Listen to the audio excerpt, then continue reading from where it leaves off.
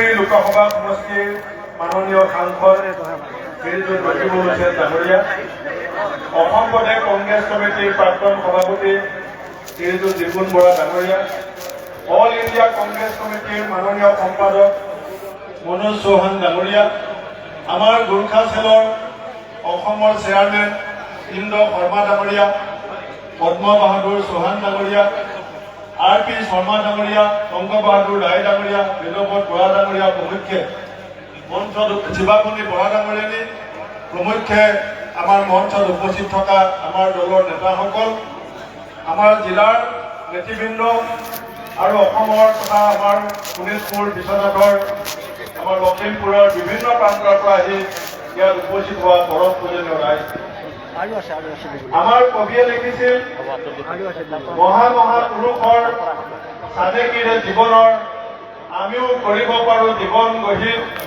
অভিনয় শেষ হলে আয়ু বেলি মাৰ গলে হৈ যাব পাৰো খোজ সময় বাঢ়ি।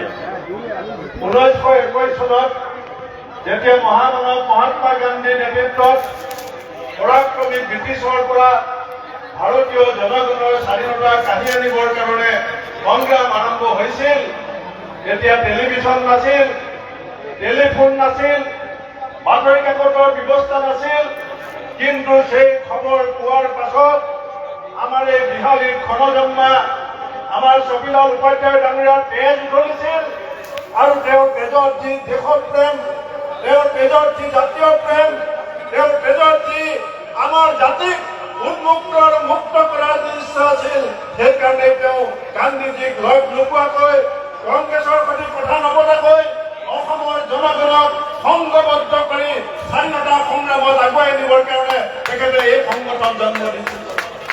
আৰু এনেকুৱা এটা সংগঠন জন্ম দিছিল যি সংগঠনে অসমৰ মুখ্যমন্ত্ৰী আসনত গোপীনাথ বৰদলৈ, বিমলা প্ৰসাদ চলিহা, বিষ্ণুৰাম মেধি, তৰুণ গগৈ, হিতেশ্বৰ শইকীয়াৰ দৰে নেতাৰ সৃষ্টি কৰিছিল।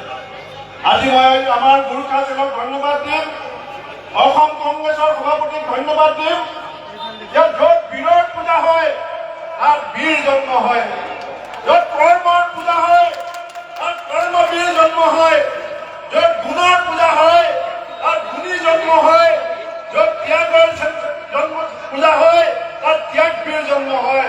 আজি এজন ধৰ্মবীৰ, আজি এজন দেশপ্ৰেমিক, আজি এজন জাতিপ্ৰেমিক নিজৰ মাতৃভূমি স্বদেশ আৰু জনজাতিৰ আত্মসন্মান ৰক্ষা কৰিবৰ কাৰণে নিজৰ সৰ্বোচ্চচাৰী জাতিক একত্ৰিত কৰি পৰাক্ৰমী ব্ৰিটিছৰ বিৰুদ্ধে যুদ্ধ কৰিব খোজা ছবিলাল উপাধ্যায় দেৱৰ প্ৰতিমূৰ্তি কেৱল নহয়, এয়া হৈছে আমাৰ সকলোৰে আমাৰ শ্ৰদ্ধাঞ্জলি, এয়া হৈছে আমাৰ সকলোৰে কৃতজ্ঞতা যে যিসকল মহান স্বাধীনতা সংগ্ৰামীৰ কাৰণে আজি আমি স্বাধীন দেশৰ নাগৰিক, সেইসকল মহান স্বাধীনতা সংগ্ৰামীৰ এজন অন্যতম হৈছে বাবু ছবিলাল উপাধ্যায় ডাঙৰীয়া।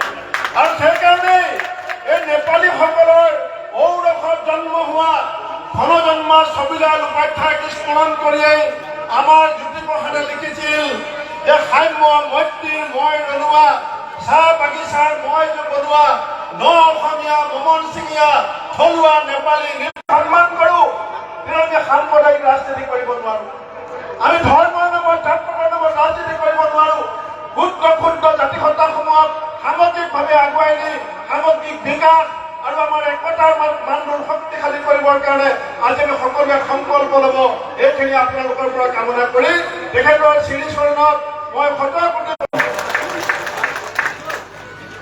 আমি ভূপেন বৰা ডাঙৰীয়াক ধন্যবাদ জনাইছো। এতিয়া অসম গোৰ্খা সন্মিলনৰ উপসভাপতি পদ্ম শৰ্মা ডাঙৰীয়াই আমাৰ প্ৰিয় নেতা গৌৰৱ গগৈ ডাঙৰীয়াই এখন প্ৰগ্ৰাম ব্যৱস্থাৰে আদৰণি জনাব বিচাৰিছে, এই প্ৰতিমূৰ্তি উন্মোচন কৰাৰ কাৰণে তেখেতক ধন্যবাদ জনাব খুজিছো। তাৰপাছত বক্তব্য ৰাখিব অসম বিধানসভাৰ গুৰু ব্ৰহ্মা, গুৰু বিষ্ণু, গুৰুদেৱ মহেশ্বৰ, গুৰু সাক্ষাৎ পৰম ব্ৰহ্ম তস্मै শ্ৰী গুৰুৱে নমঃ। আজি মই আমাৰ অসম প্ৰদেশ গোৰ্খা কোষৰ উন্মোচন এই উপলক্ষে অনুষ্ঠিত সভাত উপস্থিত হ'বলৈ পাই ধন্য মানিছো। আমাৰ প্ৰদেশ কংগ্ৰেছৰ সভাপতি ডাঙৰীয়া, প্ৰদেশ কংগ্ৰেছৰ নেতৃবৃন্দ, জিলা কংগ্ৰেছৰ নেতৃবৃন্দ, আমাৰ গোৰ্খা চেলৰ নেতৃবৃন্দ আৰু উপস্থিত শ্ৰদ্ধাৰ আমাৰ অবিভক্ত শোণিতপুৰ জিলাৰ বৰ্তমান বিভক্ত বিভিন্ন অঞ্চলৰ পৰা অহা শ্ৰদ্ধাৰ ৰাইজসকল, আমি নিশ্চিতভাৱে আজি কংগ্ৰেছ কৰি আছো আৰু এই কংগ্ৰেছ অসমত প্ৰতিষ্ঠা কৰা প্ৰথমজন কংগ্ৰেছৰ সভাপতি বাবু ছবিলাল উপাধ্যায় দেৱৰ কৰ্মভূমিত আহিবলৈ পাই ধন্য মানিছো। কাৰণ তেখেতেই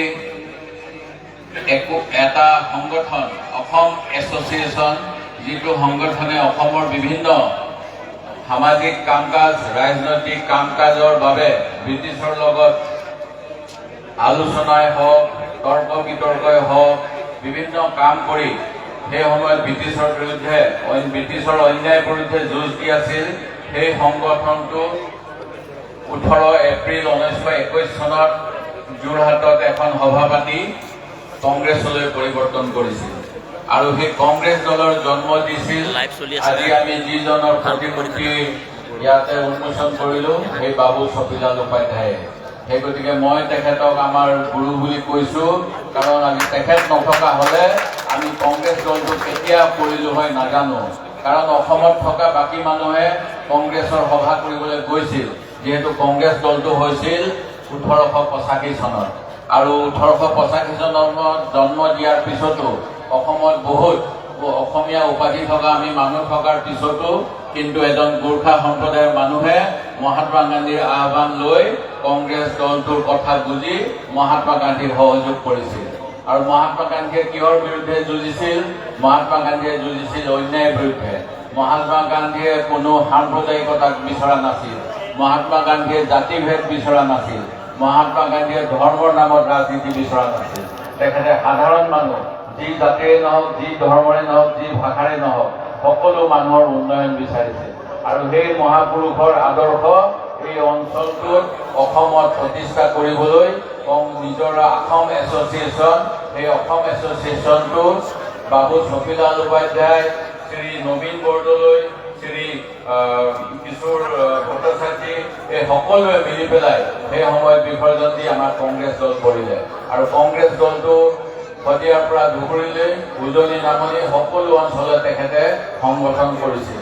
আমাৰ স্বাধীনতা আন্দোলনৰ অন্যতম অসহযোগ আন্দোলনত ব্ৰিটিছৰ বিৰুদ্ধে কাপোৰ বৰ্জন কৰা, ফৰেইন কাপোৰ জ্বলাই দিয়া, এই গোটেইবিলাক এই অঞ্চলত কৰিছিল। কংগ্ৰেছ দলৰ এতিয়া যেনেকৈ বিজেপিৰ ডাঙৰ ডাঙৰ অফিচ আছে, বিজেপিৰ বহুত টকা আছে, কংগ্ৰেছৰ সেই সময়ত ব্ৰিটিছৰ বিৰুদ্ধে যুঁজ দিবলৈ পইচা নাছিল। গাঁৱৰ সাধাৰণ মানুহে পইচা দিছিল আৰু সেই পইচা লৈছিল তিলক ফাণ্ড নামৰ এটা বাল গংগাধৰ তিলকৰ নামত যিটো এটা ফাণ্ড ৰেইজিং কৰিছিল কংগ্ৰেছে। বাবু ছবিলাল উপাধ্যায়ে তাতো বহুত পইচা দিছিল। এই অঞ্চলত বিভিন্ন সামাজিক শিক্ষানুষ্ঠান, নাৰী শিক্ষা, বাল্য বিবাহৰ বিৰোধিতা সেই সময়তে তেখেতে কৰি গৈছিল। আৰু তেখেতৰ যিখিনি লিগেচি, সেই লিগেচি আমি কেতিয়াও পাহৰিব নোৱাৰো। কিন্তু দুখৰ কথা, যি সময়ত আমাৰ ভাৰতবৰ্ষত বিজেপি চৰকাৰ আহিছিল, যি সময়ত অসমত এজিপি চৰকাৰ আহিছিল, সেইখিনি সময়ত এই গোৰ্খা মানুহবিলাককো দি ভোটাৰ বুলি কৈছিল। কিন্তু প্ৰকৃততে দেশ স্বাধীন হোৱাৰ আগতেই, ইয়াণ্ডাবু সন্ধি হোৱাৰ আগতেই 1817 চন মানৰ পৰাই গোৰ্খা সম্প্ৰদায়ৰ লোকে অসমলৈ আহিছিল আৰু অসমত বসবাস কৰিছিল। কিন্তু বাংলাদেশৰ পৰা অহা যি আইন, সেই আইনৰ অধীনত বহুত গোৰ্খা লোককো হাৰাশাস্তি অসম গণ পৰিষদ আৰু বিজেপি চৰকাৰ দিল্লীত থকা সময়ত 1996 চনত কৰিছিল। আনকি এই বাবু ছবিলাল উপাধ্যায়ৰ তেজপুৰত থকা পৰিয়ালৰ মানুহকো দি ভোটাৰ হিচাপে চিহ্নিত কৰিছিল। তেখেতসকল শিক্ষিত, যেনেকৈ আমাৰ গীতা বাইদেউ আছিলে, তেখেতৰ নাতি, তেখেতে যেনেকৈ শিৱসাগৰত শিক্ষানুষ্ঠানত অধ্যাপনা কৰিছিল, তেনেকৈ তেখেতসকলে আমাৰ সমাজখনৰ কাৰণে অৰিহণা যোগাই গৈছিল। আজি এই মহান নেতাজন, যিজনে নিজৰ অঞ্চলটোৰ কাৰণে, নিজৰ জাতিৰ কাৰণে, আনকি তেখেতে নিজৰ য'ত পূৰ্বপুৰুষ আছিল সেই জাগাৰো তেখেতে যাবলৈ ইচ্ছা কৰা নাছিল, অসমক মাতৃভূমি হিচাপে ভাল পাইছিল। কাৰণ ব্ৰিটিছে তেখেতক সেই সময়ত 6 মাহ জেলত দিয়াৰ পিছত তেখেতক কৈছিল আপুনি নেপাললৈ গুচি যোৱা, কিন্তু তেখেতে কৈছিল মই অসমত থাকিম, অসম মোৰ মাতৃভূমি। সেই গতিকে আমি সকলোৱে মিলি পেলাই আগন্তুক সময়ত আমাৰ সভাপতি গৌৰৱ গগৈ যেনেকৈ কৈছে বৰ অসম কৰিব লাগিব। আমি সকলোৱে মিলি যিবিলাক ধৰ্মৰ নামত, ভাষাৰ নামত, জাতিৰ নামত ৰাজনীতি, সেই ৰাজনীতি আঁতৰাই মহাত্মা গান্ধীয়ে দেখুওৱা আদৰ্শৰে বাবু ছবিলাল উপাধ্যায়ে যি আদৰ্শ অসমত দি গ'ল, সেই আদৰ্শ আমি পুনৰ শক্তিশালী কৰিব লাগিব। আৰু এই আহ্বান জনাই মই মোৰ বক্তব্য সামৰিছো। জয় অসম, জাতীয় কংগ্ৰেছ জিন্দাবাদ। আমি বিৰোধী দলৰ প্ৰতি দেৱগোস্বামীক ধন্যবাদ জনাইছো। এতিয়া আমি সকলোৱে আগ্ৰহেৰে অপেক্ষা কৰি